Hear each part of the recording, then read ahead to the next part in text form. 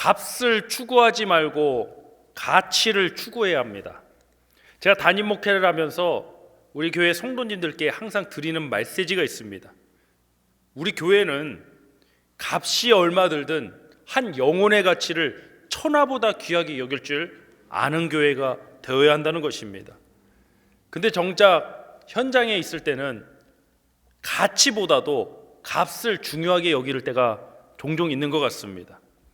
예를 들어서 교회가 어떤 사역, 어떤 행사를 하는데 10,000불, 100,000불이 들어간 사역인데 어떤 사역의 결과로 1명, 2명 정도의 성도가 늘어나는 사역이라면 그 나중에 어떠한 피드백이 돌아올까? 우리 성도님들께 그 상상에 맡기겠습니다. 건강한 교회는 한 영혼의 가치를 깨닫고 소중히 여길 줄 아는 교회라고 믿습니다. 값을 따지기보다는 가치를 추구하는 것이 바로 교회라고 믿습니다. 세상은 가치보다도 값을 더 중요하게 여깁니다. 심지어는 이런 일은 너무나도 끔찍한 예가 되겠지만 사람의 목숨이나 사람의 이런 신체 장기 같은 것도 값으로 따지기 시작합니다. 이 인간의 정체성, 인간의 존재를 값으로 따지는 순간부터 비참한 일들이 생기기 시작합니다. 그러나 인간의 한 정체성과 영혼을 가치로 추구할 때는 아름다운 일들이 생겨나게 됩니다. 우리 사랑하는 성도님들 통해서 가치 추구를 통해 영혼이 살아나고 그 영혼에게 복음을 증거하는 아름다운 일들이 일어나기를 간절히 소망해 봅니다. 가치를 발견하고 깨달으면 머물지 말라고 해도 그곳에 머물 수밖에 없습니다. 부자 곁에 사람이 많습니다. 권력자들 옆에 사람이 많습니다. 힘 있는 사람 곁에 또 사람이 많습니다. 이 말 들어보셨습니까?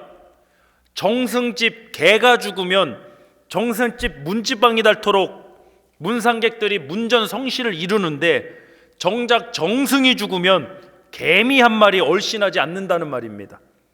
무슨 뜻이냐?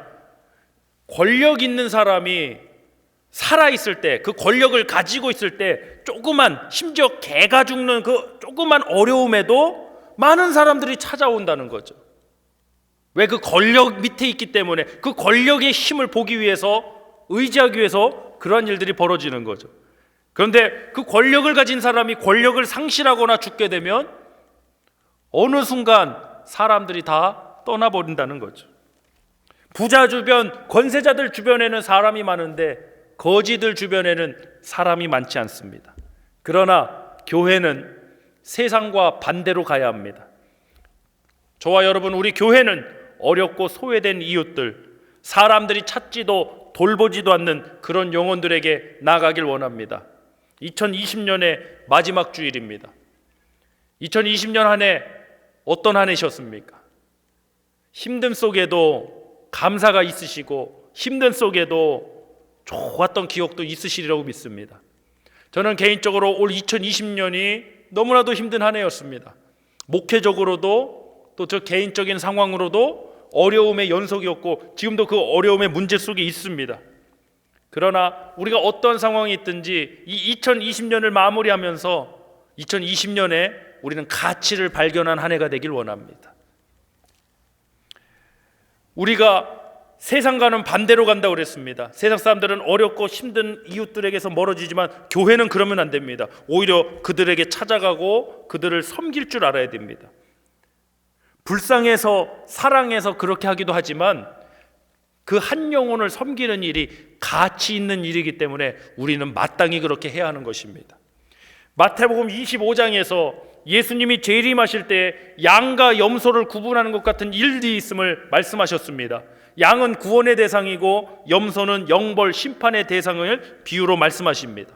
우리 말씀 찾겠습니다. 마태복음 25장 34절로 40절 말씀입니다. 그때의 임금이 그 오른편에 있는 자들에게 이르시되 내 아버지께 복받을 자들이여 나와서 창세로부터 너희를 위하여 예비된 나라를 상속받으라. 내가 줄일 때에 너희가 먹을 것을 주었고 목마를 때에 마시게 하였고 나그네 되었을 때 영접하였고 헐벗을 때 옷을 입혔고 병들었을 때 돌보았고 옥에 갇혔을 때 와서 보았느니라. 이에 의인들이 대답하여 이르되 주여 우리가 어느 때에 주께서 줄이신 것을 보고 음식을 대접하였으며 목마르신 것을 보고 마시게 하였나이까? 어느 때에 나그네 되신 것을 보고 영접하였으며 헐벗으신 것을 보고 옷 입혔나이까? 어느 때에 병드신 것이나 옥에 갇히신 것을 보고 가서 배웠나이까 하리니 임금이 대답하여 이르시되 내가 진실로 너에게 이르노니 너희가 여기 내 형제 중에 지극히 작은 자 하나에게 한 것이 곧 내게 한 것이니라 하시고. 아멘. 지극히 작은 자 하나에게 한 것이 주님께 대하여 한 것이랍니다. 여러분, 사실 값을 따진다는 건 계산한다는 거 아닙니까? 계산을 하려면 제대로 해야 됩니다.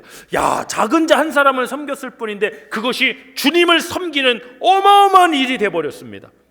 아니, 이보다 더 위대한 일이 어디 있습니까? 하나님께 복받을 사람들, 하나님 나라를 상속받을 사람들이 바로 그러한 사람들이라는 겁니다. 어렵고 힘든 이웃들을 외면하는 사람들이 아니라 그들이 배고플 때 먹을 것을 주고 마실 것을 주고 돌보고 오히려 그 연약한 사람들을 섬겼던 그 사람들이라는 것입니다. 그 연약한 사람들을 섬기는 것을 주님은 주님을 섬기는 것으로 보고 계십니다.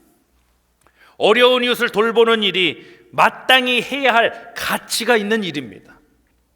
물론 사랑해서, 우리 마음에는 그들을 사랑해서 그들을 긍휼히 여겨서 그러한 마음이 기본적으로 있어야 되지만 또한 이 일이 우리에게는 분명히 가치 있는 일임을 발견해야 되는 것입니다. 사람은 아무리 좋은 마음을 가지고 있어도 가치를 발견하지 못하면 언젠간 그 일을 버리고 떠날 수 있기 때문입니다. 여러분, 가치를 발견하는 우리 교회가 되길 원합니다. 작은 자, 연약한 자, 힘들고 소외된 사람, 그 한 사람을 섬기고 살리는 일이 가치 있음을 발견하는 우리 교회가 되길 원합니다. 교회도 교회로서 마땅히 해야 할 일을 하면 될 줄 믿습니다. 그런데 교회가 교회로서 해야 할 일, 가치를 따지지 않고 값을 따지기 시작하면 그만큼 추악하고 그만큼 흉악한 일이 없을 수가 없습니다. 여러분, 효율을 한번 생각해 보세요.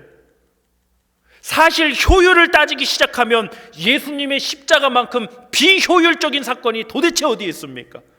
죄가 없으신 독생자 예수 그리스도의 생명을, 죄인인 나와 여러분의 생명을 위해 그 희생을 치르셨다는 것이 얼마나 비효율적인 이야기입니까?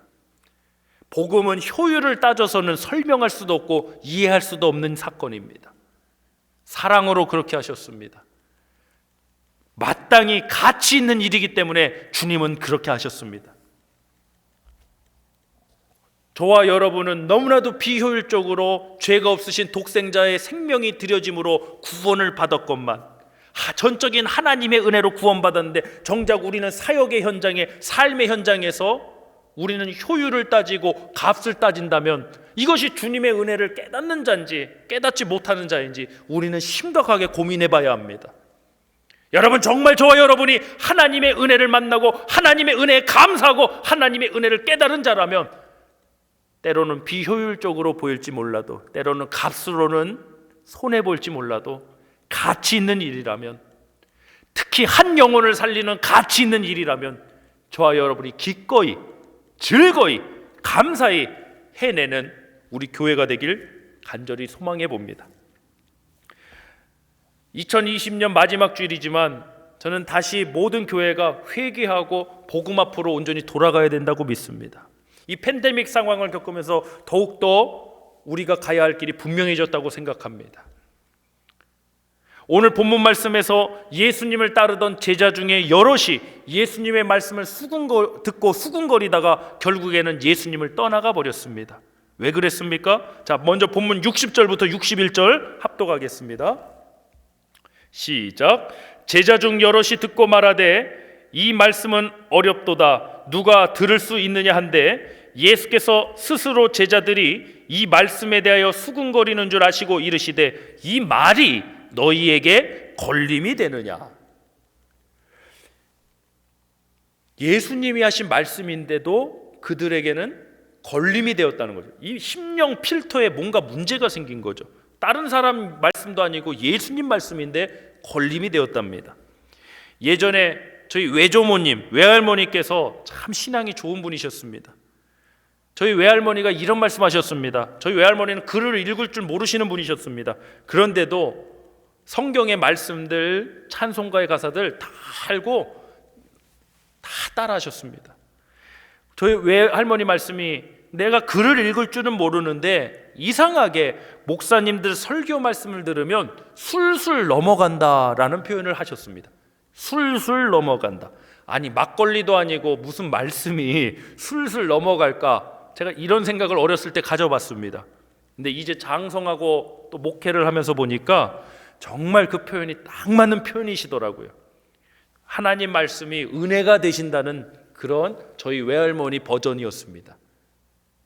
사랑하는 성도 여러분, 하나님 말씀이 걸림이 되지 말고 하나님 말씀이 술술 넘어가는 은혜가 있으시길 축복합니다. 값을 따지는 사람들, 하나님 말씀의 가치를 발견하지 못하는 사람들, 예수님의 제자라고 하면서도 그분을 따르는 가치, 그 말씀의 가치를 모르는 사람들은 오히려 예수님의 말씀 때문에 걸림이 돼서 예수님을 떠나가 버렸습니다. 저는 또 사실 여기에서 좀 위로 아닌 위로를 받습니다. 저자직강이라는 말이 있습니다. 저자, 이제 글을 쓴 사람, 책을 쓴 사람이 직접 강의한다는 말입니다. 아니 예수님이야말로 이 말씀의 저자직강 아니십니까? 이 말씀의 본체신 그분이 직접 말씀하시지 않습니까? 이야말로 저자직강인데 근데 이 말씀을 듣는 사람들도 걸림이 되었다니 나 같은 목사야 뭐 말할 필요가 있겠습니까? 제자 중 많은 사람이 주님의 말씀이 걸림이 돼서 어떻게 반응했는가? 본문 66절입니다. 합독합니다. 그때부터 그의 제자 중에서 많은 사람이 떠나가고 다시 그와 함께 다니지 아니하더라. 자, 제자 중에 많은 사람이 예수님을 떠난 이유가 도대체 무엇입니까? 우리 말씀 요약 첫 번째 나누겠습니다. 말씀의 가치를 모르면 떠나게 됩니다. 다시 한번 합니다. 말씀의 가치를 모르면 떠나게 됩니다. 예수님의 제자라고 하는 사람들이었지만 예수 그리스도의 말씀의 가치를 모르니까 자기 생각에 맞지 않으니까 그 말씀이 자기에서 걸림이 되니까 예수님을 떠나가더라는 것입니다. 우리 본문 63절로 64절 합독합니다. 살리는 것은 영이니 육은 무익하니라. 내가 너에게 이른 말이 영이요 생명이라. 말씀의 가치가 이런 것이라는 거죠. 64절. 그러나 너희 중에 믿지 아니하는 자들이 있느니라 하시니 이는 예수께서 믿지 아니하는 자들이 누구며 자기를 팔 자가 누구인지 처음부터 아심이러라. 아멘. 예수님의 제자들이었지만 그 중에도 믿지 않는 자, 예수님을 팔 자는 가룟 유다겠죠. 예수님 다 알고 계셨습니다. 예수님을 따라다니는 제자이면서도 예수님의 말씀을 들으면서도 믿지 못했던 이유가 무엇일까요? 바로 그 말씀의 가치를 몰랐기 때문입니다. 아무리 좋은 것도 가치를 모르면 소유하려고 하지 않습니다. 여러분 집에 불이 났습니다. 하나만 가지고 집 밖에 나갈 수 있습니다. 무엇을 가지고 나오시겠습니까? 물론 은혜 충만 성령 충만한 우리 성도님들은 집 문서 땅 문서 통장 다 내려놓고 성경책 들고 나오실 줄 믿습니다.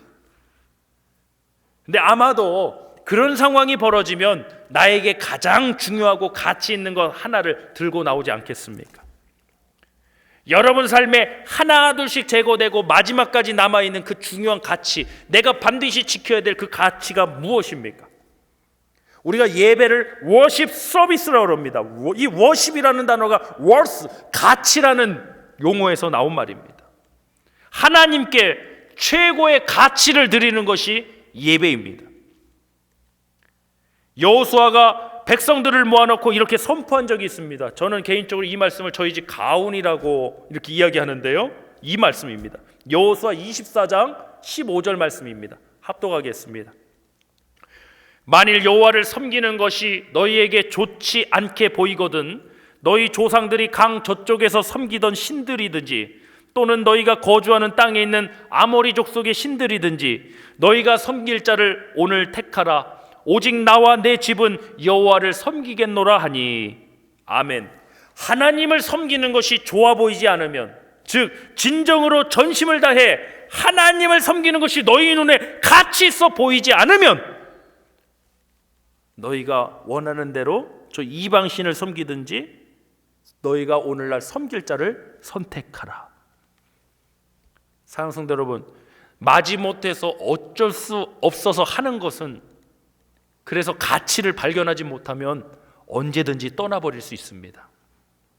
저는 이 말씀을 붙들고 이렇게 기도합니다. 하나님, 제 딸들이 교회와 또 제 목회와 또 우리 가정을 통해 하나님을 섬기는 일이 가치 있음을 발견하게 해주세요. 제 딸들이 하나님을 섬기는 일이 가치 있음을 발견하면 떠나라고 해도 떠나지 않을 것입니다. 그러나 그 가치를 알지 못한 채 그냥 교회만 왔다 갔다 목사의 딸로서 그냥 자라고 그 가치를 발견하지 못하면 언젠가는 새로운 가치를 찾아서 떠나버릴 수 있지 않겠습니까? 제 전도대상 1순위, 2순위가 제 두 딸들입니다. 전 너무나도 간절히 기도하고 있습니다.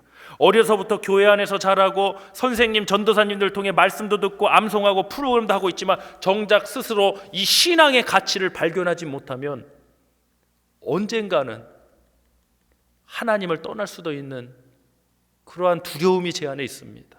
그래서 하나님, 무엇보다도 이 신앙의 가치, 하나님을 믿고 섬기는 가치를 우리 딸들이 발견하게 해달라고 저는 매일같이 기도하고 있습니다. 본문 67절로 69절 다시 한번 합독하겠습니다. 예수께서 12제자에게 이르시되 너희도 가려느냐? 시몬 베드로가 대답하되 주여, 영생의 말씀이 주께 있사오니 우리가 누구에게로 가오리까?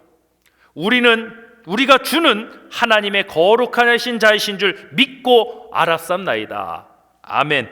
말씀 요약 두 번째입니다. 예수님이 누구신지에 대한 가치를 깨달아야 합니다.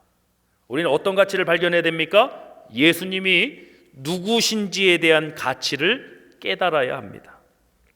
제가 가끔 유치한 질문 드립니다. 만약 누군가가 우리가 이 성경을 한 장 읽을 때마다 내 뱅크, 은행 계좌에 1만 불씩 입금해 준다면 여러분 어떻게 하시겠습니까? 성경을 한 장 읽을 때마다 그때마다 10,000불씩 캐시로 우리 통장에 입금이 됩니다. 밤을 새서라도 이 성경 저는 읽고 말 겁니다. 감기 걸려서 컨디션이 안 좋아도 저는 이 성경 꼭 읽을 겁니다. 왜냐하면 한 장당 얼마입니까? 10,000불입니다.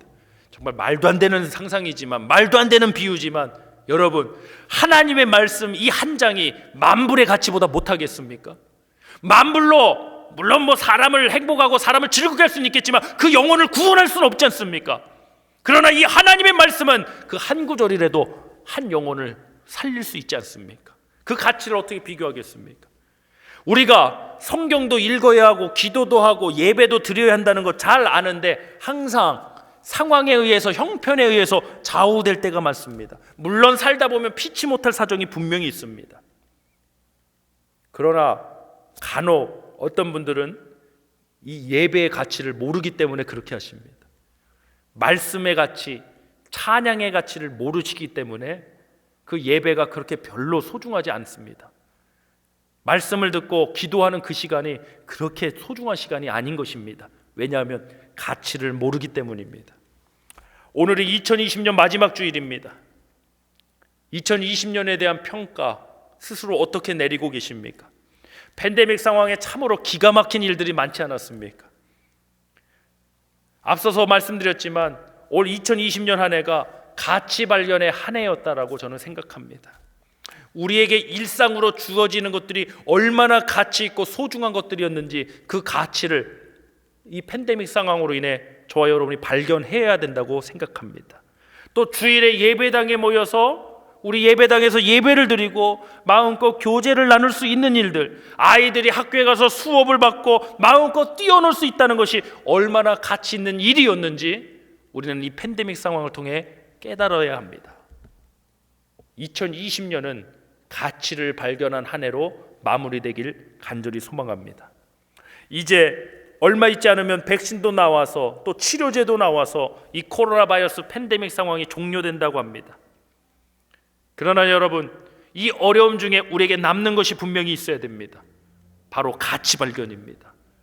하나님은 내게 이러신 분입니다. 우리 교회는 이런 교회입니다. 예배는 나에게 이런 가치가 있습니다. 신앙은 나에게 이런 가치가 있습니다.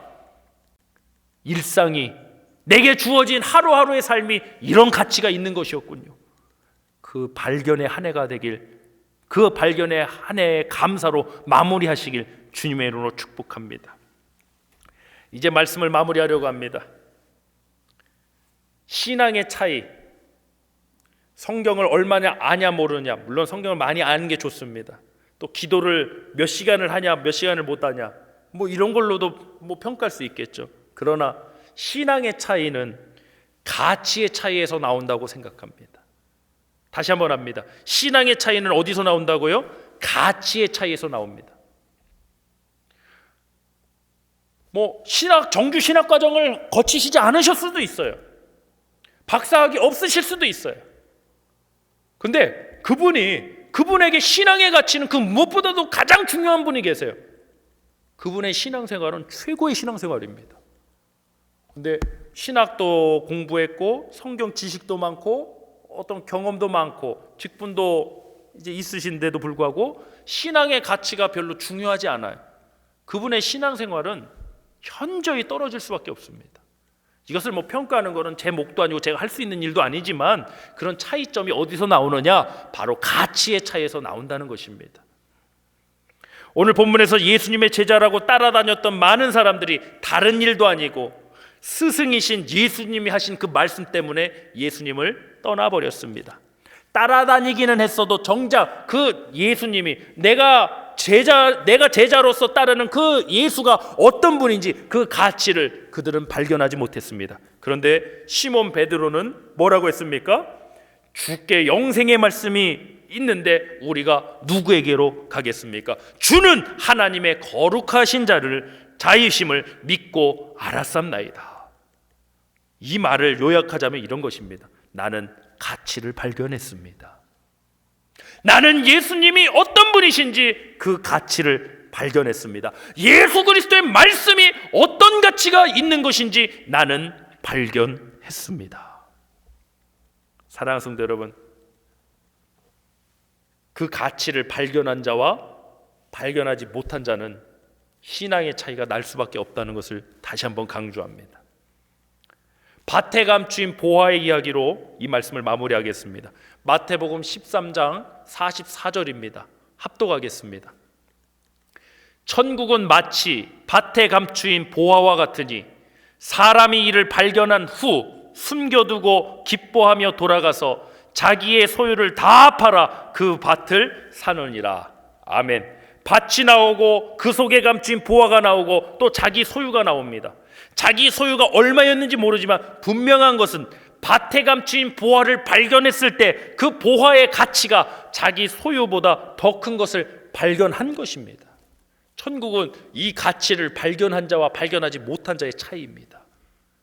사랑하는 성도 여러분, 이 팬데믹 상황을 통해 특히 저와 여러분이 이 하나님 은혜, 말씀, 예배, 공동체, 기도, 주어지는 일상, 이 모든 것들의 가치를 발견하고 깨닫고 감사하는 한 해로 이 2020년이 마무리되길 간절히 소망합니다.